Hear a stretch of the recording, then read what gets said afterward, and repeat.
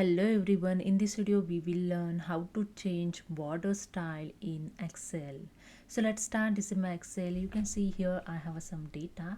So first simply select the first data, then go to the home tab.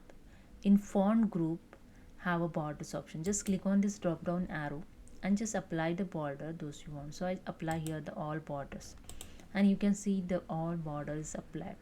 But here I want a different border styles, so you can use the different border styles.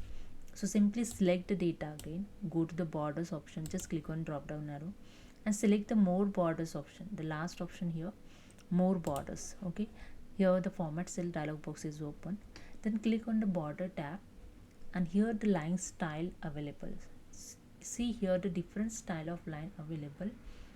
You can select the dotted line, dash line. So I select here this dash line. Okay, I select it, and after that you can see the preview, the changes. When I click on the outline, see here the dotted dash line is apply on outline.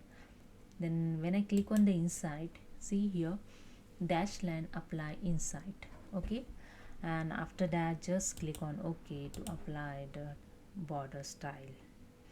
So hope you understand. If you like this video, please subscribe. Thank you so much.